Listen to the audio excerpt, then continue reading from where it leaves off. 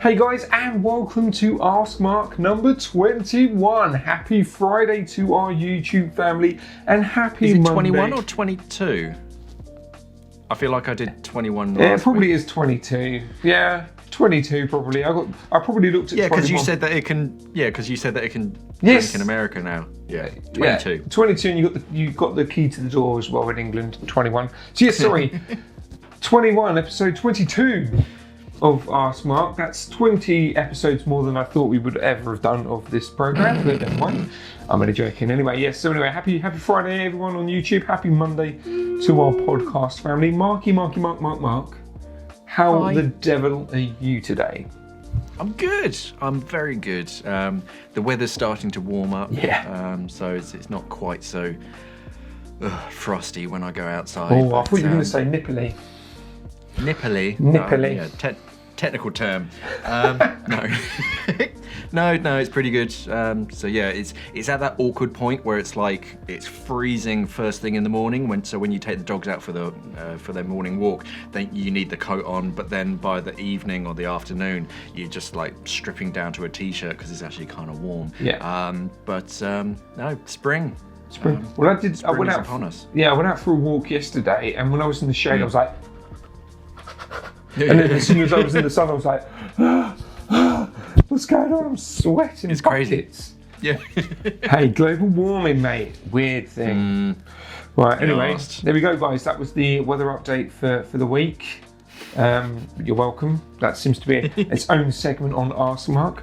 Mark, shall we get on with some questions? Come on then. All right, so the first question is from Floppy, awesome name. At least I think that's how you pronounce. I would pronounce that Floppy or Floppy. I'm not going to make any comment. Floply. Floppy. Yeah. Or Flowply. Flowply. Yeah, anyway, cool. Hello. They say, are you able to point me in the direction, over there please, of a dive computer with air integration? Oh my gosh, Mark. An AI air question. My budget is tight. Bless him, or her, or them. I don't need anything fancy bells and whistles, just something standard that you get to go on a dive, but the ability to monitor air too. Thanks. So air integration again, but on a budget. Yeah. Probably the cheapest is going to be like a Viper Terek. Novo. So a Sunto Viper Novo, which is like the upgraded version of the Viper Air. Otherwise, you can get sort of hose integrated dive computers, so you get a physical console, but instead of an analog pressure gauge and a depth gauge and a compass, you just have a dive computer that's connected to a high pressure hose, connected to your sort of regulator. But otherwise, for wireless air integration, yeah, I think Sunto Viper Novo is going to be the cheapest current dive computer that you get. I mean, Aqualung, I think they're i470 or the 450. I think they're wireless air integrated, but they're watch sized, so a little bit smaller. So yeah, if you're just after a really simple dive computer, yeah, I'd be looking at, especially if you're looking for brand new, Sunto Viper Novo, that's probably your cheapest option. What would you do if it was the second? I know it's a bit of a grey area, but obviously second-hand gear and second-hand route. Like if you was to find a semi-decent computer on eBay or whatever, or some other Facebook selling site, what would you recommend for him to do? So say if he buys it, gets the deal that he's after, so he's got it in his hand, what would you recommend he do with that before obviously he jumps into the water with it?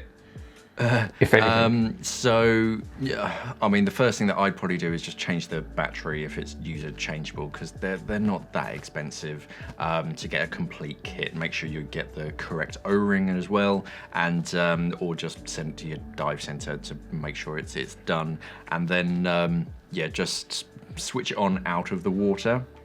Just double check the the pressure sensor, because on some dive computers, okay, it switches on, but if the depth rating starts changing whilst you're out of the water, there's something wrong with the pressure sensor, and that's probably why they've tried to get rid of it.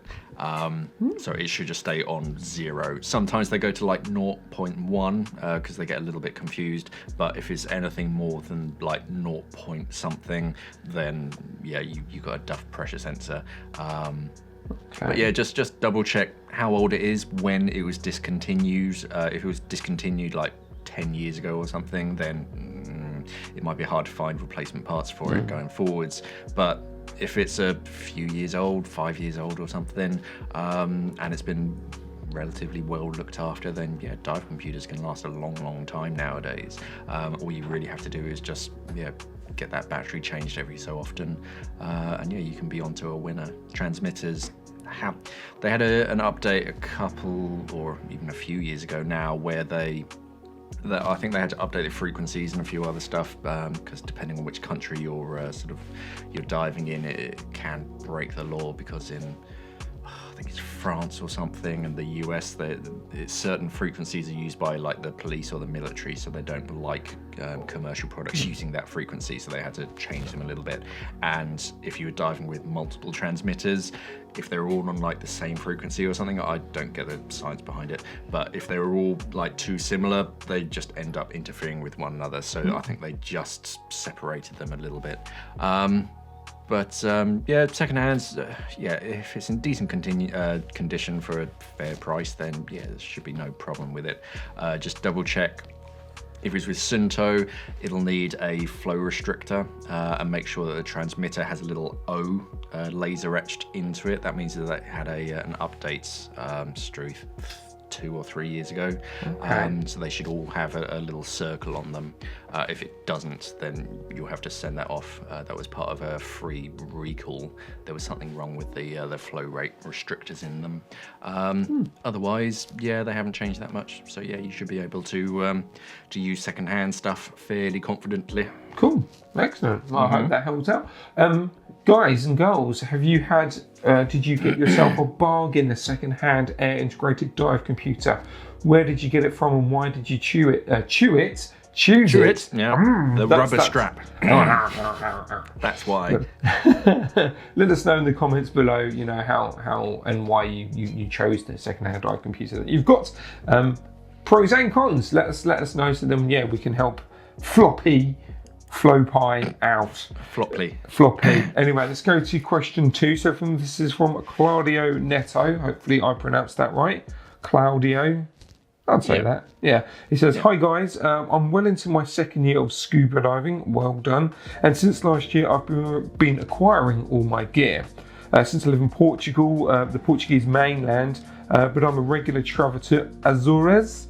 I'm currently considering all the options on the market for packing and travelling with my kit." Okay, that's pretty interesting.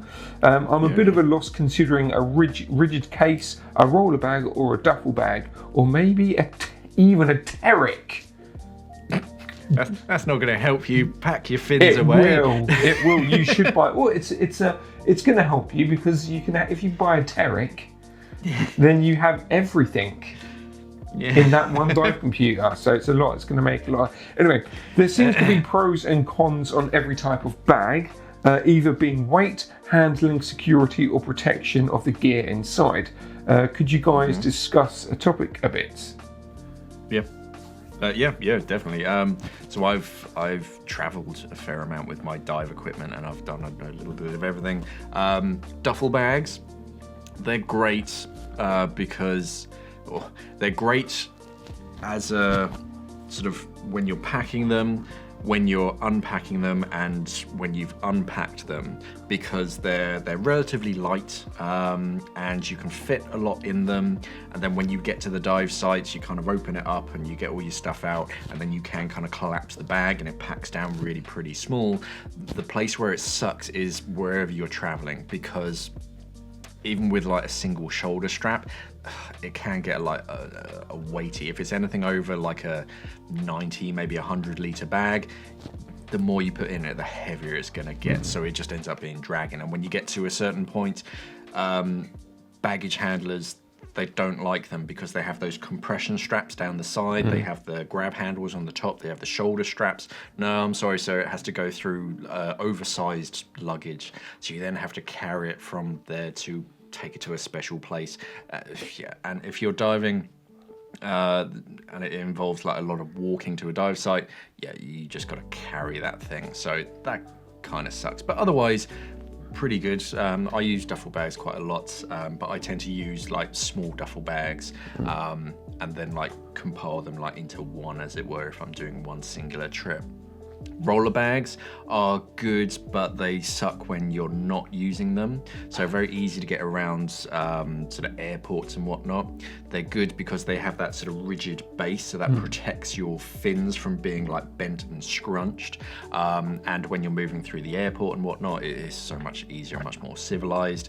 But when you're not using them, you can't really compact them down. They are just huge because they have this rigid sort of handle structure. I haven't seen it much in my career, but I have seen it where the handle mechanism just fails, and it's inevitably when it's fully extended, and then baggage handlers, they do their best, obviously, but they invariably just break. And I had to replace one on a bag, and it sucked. It took me and another guy about 2 hours or something to disassemble the existing bag without damaging it, and then trying to refit this telescopic handle.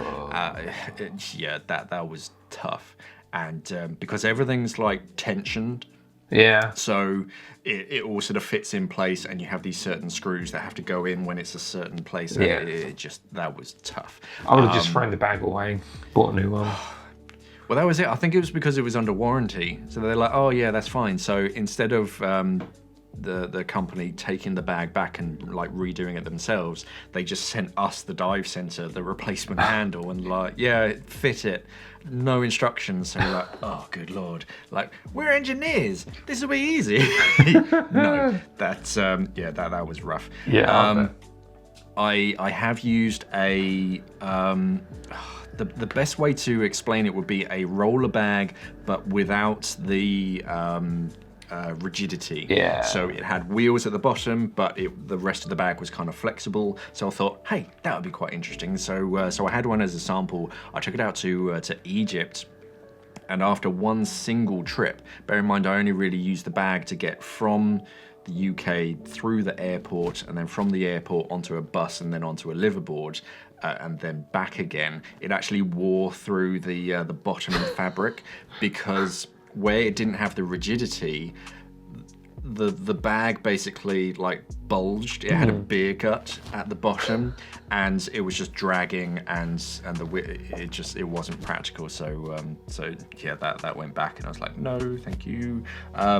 Didn't get a good review, that one. I can't remember who it was or what brand it was, but yeah, I wouldn't recommend it. So depending on where you're going, duffel bags are good for everything. Yeah, just kind of everything. I mean, I used a big, I can't even think what you call it, like a Bergen style backpack when I was doing more sort of stuff in third world countries where just no roads or anything. So that was quite good because you could just throw it on your shoulders and just move around. But then, yeah, duffel bags, most of my stuff are duffel bags nowadays. Just don't go too big, because you will be tempted just to fill it up. Yeah. And lugging it around kind of sucks. It's almost better to have two smaller ones than just one big duffel bag. Yeah. But roller bags are great. They do add to the weight, but it's not a huge amount. When you sort of upgrade from a duffel bag to wheeled bags, it's just, yeah, you have to be a little bit careful of them. What you could do, I've got a hack. If you have a duffel bag, just get a skateboard, attach it to the bottom of it, get a bit of string, and then you can pull it along the airport, so you don't have to carry it. Yeah, or just hire a Sherpa. Yeah, or hire a Sherpa. You know, all the accidents that happened on Mount Everest recently, you know, they need the work. Bless them.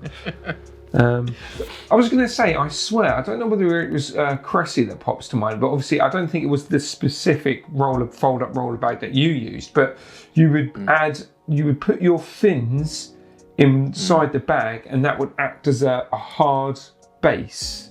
I've got, I don't know what that pops in my head. I swear. You see it quite often. I think Cressy have got it on their Moby bags, where you have a separate compartment down the side for your fins. Okay. And they help to add like rigidity and a bit of strength. Okay. Yeah. Obviously, if you've got a pair of like delicate fins, then do be a little bit wary of that. Or snorkeling fins that are about that big. Yeah. Just some little arrow fins. They'll just snap if they're careful, or if you're not careful. Put a twig in it. Yeah. What was I going to say? I was going to say something. Sorry. I've lost it. Sorry.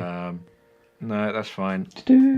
As far as safety, a lot of people are really worried about stuff with like Scuba Pro written all over it because it tells people with sticky fingers that it's got scuba diving equipment in it. Touch wood, I've never had a problem with it. I mean, it's easy enough to get into any padlocked bag just with a ballpoint pen, and then zip it back up again. It's if a thief wants to get into your bag and they have unrestricted access, they're gonna get into your bag. Yeah.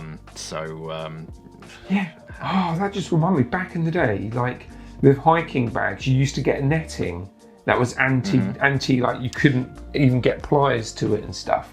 But it would weigh so much. You're like, oh, my bag, this is great. And also as well, all that's doing is advertising that you have stuff that you don't want people to nick. It's just... Well, I had this discussion with the guy who was redoing the cladding on my house, and he was like, oh, so you've got the that alarm box. I was like, yeah, but it isn't actually attached to anything. Now people that watch this now know, so... Well, the argument was, it was like, oh, well, because I was asking him, it's like, oh, should I put it back on, even though it isn't connected to anything? Maybe that's enough of a deterrent. And he's like, yeah, but it's also advertising, hey, I've like got an alarm system. It's probably that I've got something fancy in the house worth protecting. So it's all that kind of stuff. So I was like, oh, screw it, and I just got a dog. That's it. I've got cats to protect me from my burglars. Oh, wait. Anyway, cool. Anyway, so after that lovely long discussion, so duffel bags for the win. Just don't overpack them, I guess. Yeah, basically. You should be all right. I think I've got a big the North Face, because it has to have it does have to have the. Yeah. I think it's like 120 litre, the guy up there. So yeah, that's my big bag that rarely travels abroad with me. Because with all the straps and all that kind of stuff, it just you have to go to oversized baggage and all that kind of stuff. They don't like the straps and all that. So I use that mainly for sort of UK diving. My dry suit kind of lives inside of that. But yeah, otherwise, a couple 90 litres. You should be able to pack a fair amount of luggage into that. Top tip, if you are travelling with duffel bags, no matter what size, and you are worried about the straps, just use a heavy duty bin bag. Cover it over, make sure that the strap itself that has all your flight information isn't covered over, like you cut into it, then you tape it up sort of thing. And then that stops all the snaggly bits getting caught. There you go. Didn't expect you to get that today, did you? Right, let's swiftly move on before someone says I'm wrong. The next question is from a stranger. I don't know who he is. His name's RV Billy. Never heard of him before. Monsieur Billy. Yes. Hello, Mr. Billy. Hope you're okay. He says, Mark! In big capital letters. There's a submerged... Billy, Mark! Sean! I have to say my own name.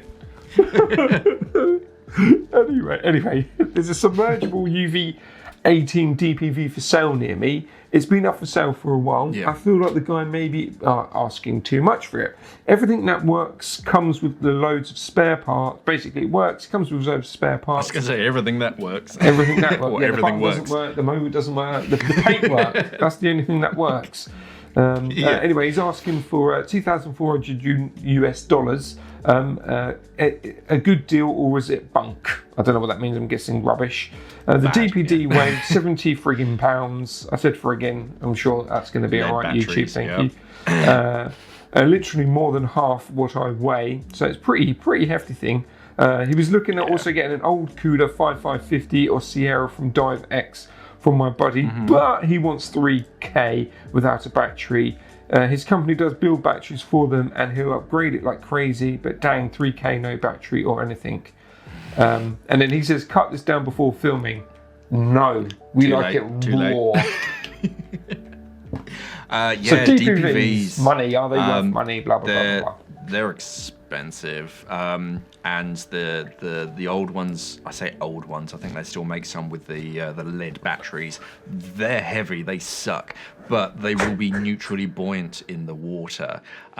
So when you transition to like lithium ion batteries, the thing itself is incredibly light, but it's incredibly buoyant, so you have to end up adding weight to it anyway to make it neutrally buoyant, so it's just 2 steps backwards. As far as price, yeah, $2,500, that's pretty good for a DPV, although you can get some new ones for that. I'm not a huge expert on DPVs, so definitely do some extra research. Should have picked a better question then, shouldn't I?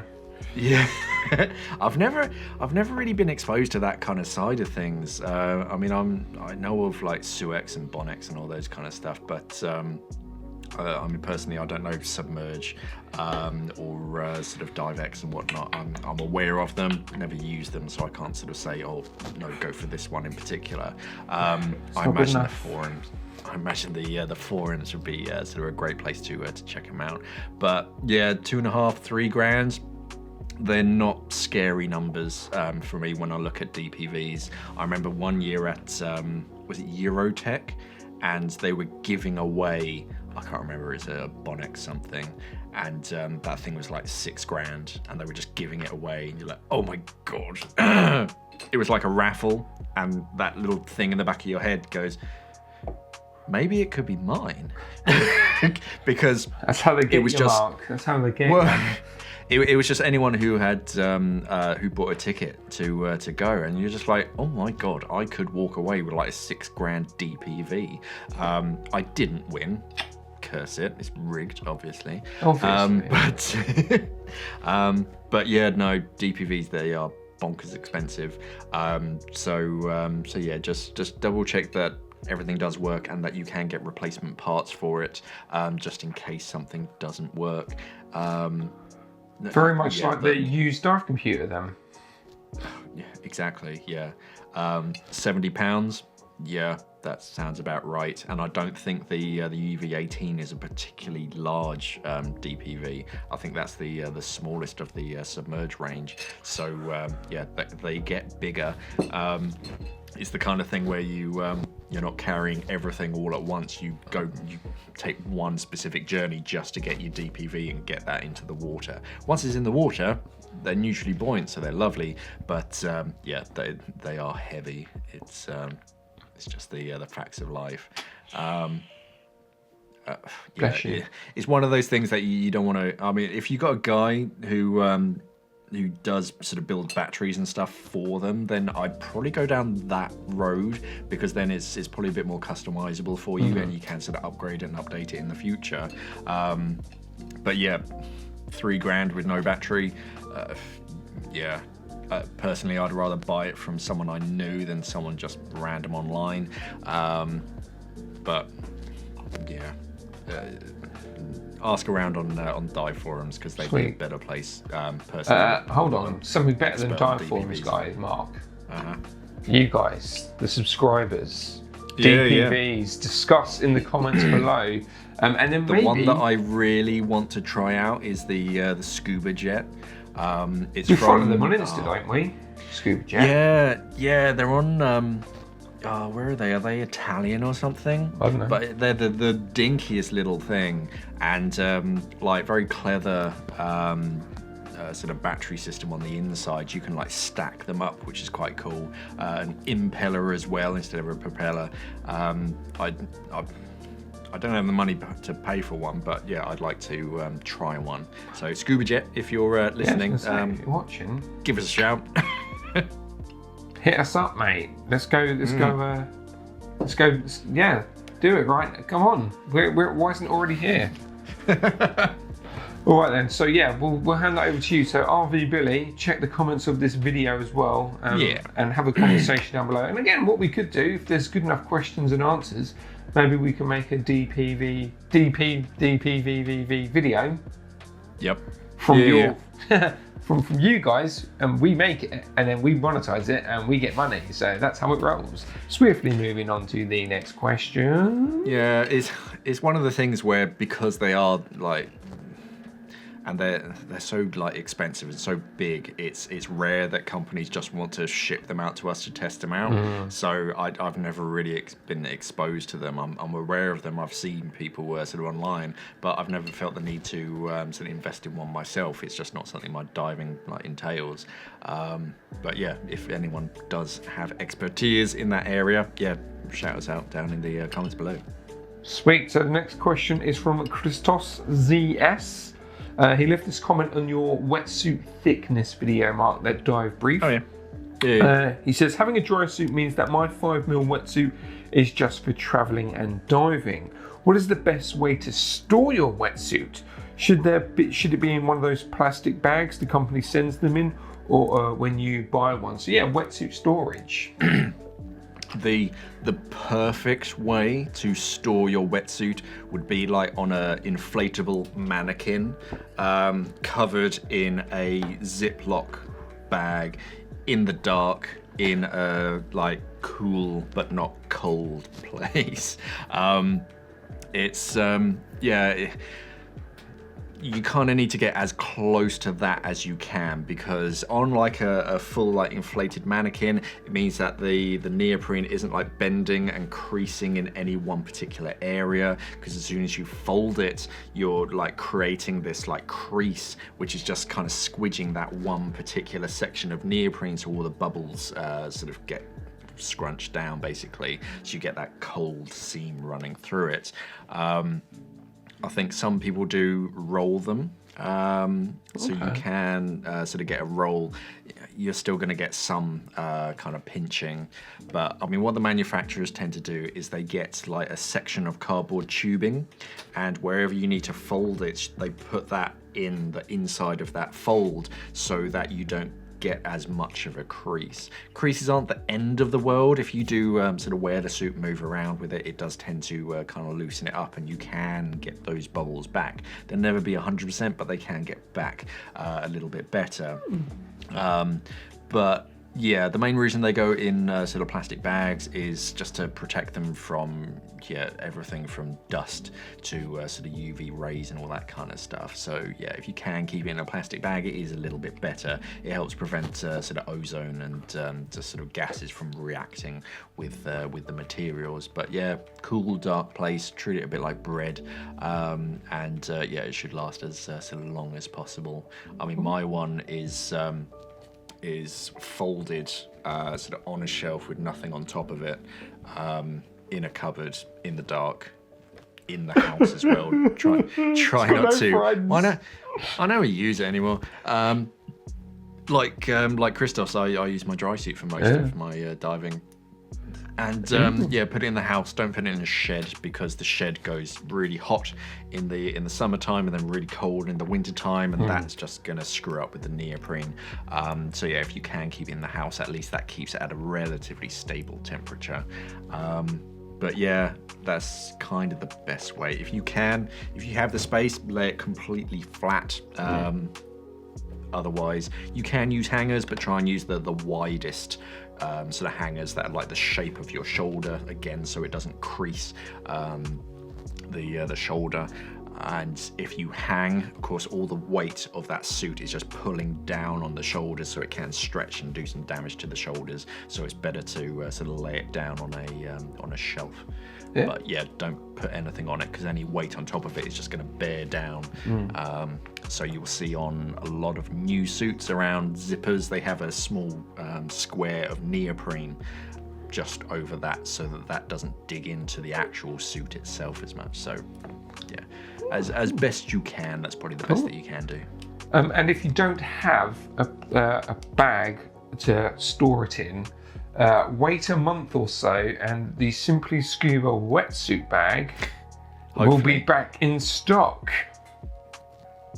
So purchase that. I'm going to get one of them for my sleeping bag, because basically the way that you store your wetsuit is how you should be storing your sleeping bag as well. No if it's spots. down or feathers, obviously if it's synthetic, it doesn't really matter. All right, cool. You guys, obviously, I'm sure a lot of you have wetsuits. How do you store your wetsuits? Let us know in the comments below. So, question number 5, young Mark, is from Kyle Knickerbocker. Awesome surname. I really hope that is legit. If it's not, I'm going to cry. He asks, is there a Goodman handle that will fit a variety of dive lights? Yeah. Thank you. On to the next question. Yeah, you can find some fabric Goodman handles, which will have like a Velcro section that you basically just wrap over the torch, and then it doubles back on itself and you ratchet it down. Ammonites do one which is kind of like a semicircle, and then you have a sort of a bungee loop that goes over, and then you clamp that down onto your torch. Otherwise, I mean the Apex one that's coming out. So that one has that one's great because it's fully adjustable and all that, but it requires a screw mount, so that you require a mounting screw on the bottom of your torch. If you don't have that, then probably your best option is a fabric Goodman handle, because then yeah, it just fits any torch. Otherwise, yeah, I think that's about it. It's better to have one that's specifically designed for your torch. I mean, Mars XR, they used to make one, I think. Oh no, it was an arm mount for their different torches, because that came in different sizes for their different torches. But yeah, probably fabric is the best way to go. Otherwise, just buy a new torch that comes with a Goodman handle. Or make yourself a Goodman handle out of wood. There you go. I suppose cable ties and duct tape. Exactly. You can make anything. You can, yeah. Blue Peter it up, mate. Blue Peter it up. It's fine. Here's one I made earlier.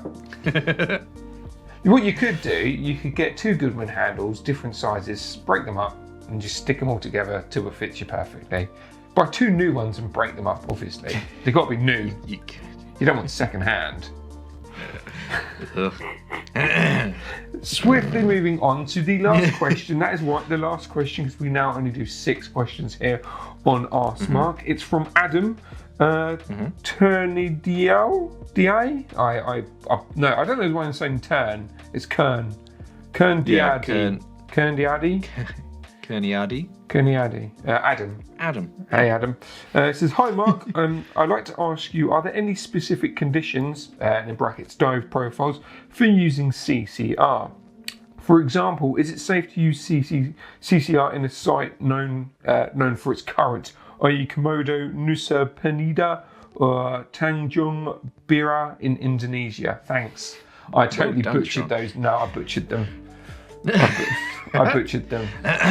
Anyway, yeah, CCR dive profiles. Any specific conditions for using a closed circuit rebreather? Not really. You can use them on shallow dives, on deep dives. In the bath, in the shower. You could do it. It'd be rather expensive. In a puddle. Walk in the dog. No, there's nothing really holding you back. All it is just trying to think of it as like a different.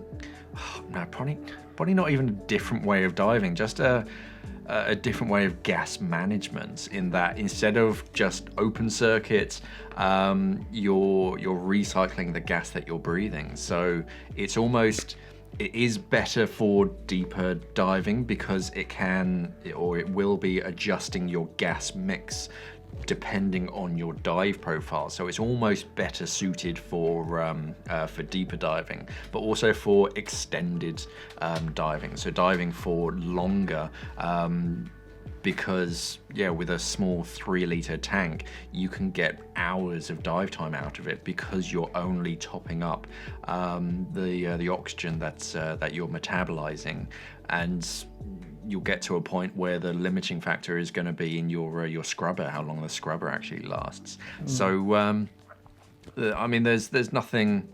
I mean, I've done dives in like inland lakes with like a maximum depth of like 18 meters or something. They do work. They're a very different way of diving compared to an open circuit. So you can use them for shallow waters, and you can use them for, one thing that I quite like about them is that instead of having to do one dive and you empty that tank, swap the tank over, ready for the second dive of the day, you don't have to. You just kind of switch it off and then go through your checks again for the second dive, because you still have sort of breathing gas and time remaining on that unit. So you do 2 dives. There's no specific, it's this type of dive, you should be diving on a CCR. I mean, another place where they're very good is in overhead environments, because you're not blowing bubbles, you're not disturbing any sort of sediment or anything that's on the roof. So you don't get that kind of snow, and you don't get that sort of interference with the visibility as well. So if you are diving in sort of remote caves, they're very good for that. But otherwise, there's no real like downsides, I guess, other than the initial cost and training. But I don't think there's a specific conditions where you wouldn't use CCR, at least not that I can think of off the top of my head. Cool. There we go guys.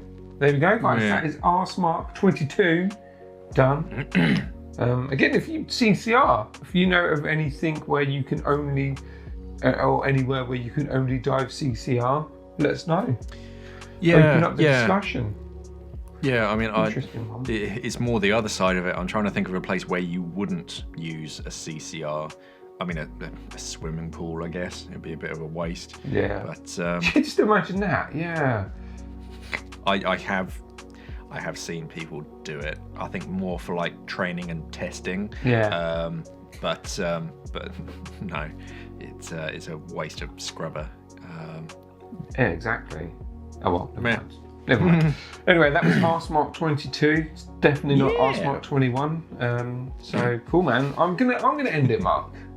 Okay, I'm gonna end it. I'm gonna be brave. I'm gonna be the brave little best. toaster, and I am going to end the show. So there we go, guys. Again, it's a shorter format. I say shorter format. It's probably about the same length as it always has been. But I told you I was going to drag it out. Yeah, all right. But yeah, I hope you've enjoyed this kind of this is not really a micro version, 6-question version. This is going to be the future of askmark until whenever. We either get loads more questions or a lot less questions. We shall see. But yeah, if you do have a question for Mark or myself, because I know some bits, not about scuba diving, but yeah, some other bits about hiking, cycling, coffee. I am here too.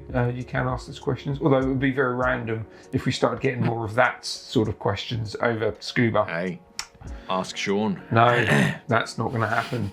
Maybe on WebTogs, our hiking sister channel, you should definitely go subscribe to them. So I'll be releasing videos soon. I thought it would be sooner, but the issues that the back office or the back end of stuff they're having, it might be a little bit later. But yeah, it's complicated. Yeah, it is very complicated.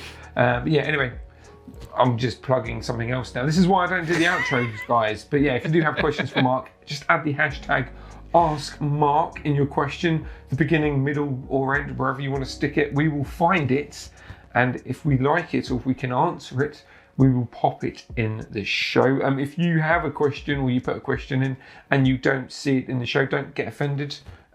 It will probably eventually turn up. It's just, we just do a mixed bag, don't we, Mark? So it's not always. Yeah. We just here, there, everywhere. That's when we look for questions. But just use the hashtag askmark.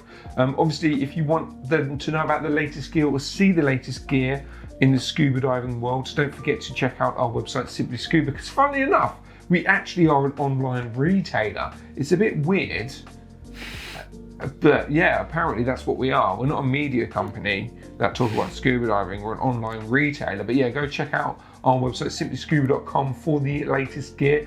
I know I mentioned the wetsuit cover, which was a fan favourite when we had it in the previous incarnation, should we say, of Simply Scuba, and all our own merch is slowly coming back over the next month or so, so just check that out. Teesprings, obviously we have our very own Teespring store. Go check that out. If you want a little bit of a discount, head over to one of our daily Scuba News episodes, and we will say a discount code during that story, so you can save yourself some moolah off our Teesprings as well. So go check that out. I think that's it, isn't it? Our podcast as well. If you like these general chats between me and Mark and you want more of them, you should definitely go and check out the Deco Stop podcast, where myself and Mark talk about all things scuba diving, have a bit of a chin wag about scuba diving, what's going on our website, what's going on social, bit of news. I like the fact that someone described it as an informal chat about scuba diving. Wasn't that Gil for Scuba? Yeah, I thought that was a very politically correct way of saying informal. Have a chin wag. That's it. We hit record and let it roll. And that's it. What happens. Exactly that. No, it's good. So go check that out. Again, if you did like Daily Deco, you'll definitely like that show as well. And that's it, guys. So I'm going to end it there. So thanks for watching, and as always, stay classy, scuba divers. And Mark, it's weird. It's weird. I don't. It does feel backwards. It's like when you get that person on the phone who they normally say goodbye first, and then I have my prepared speech, and thanks. It's kind of backwards. But thank you for watching, everybody, and of course, safe diving. Yeah, you're going to do the next outro. I didn't like that.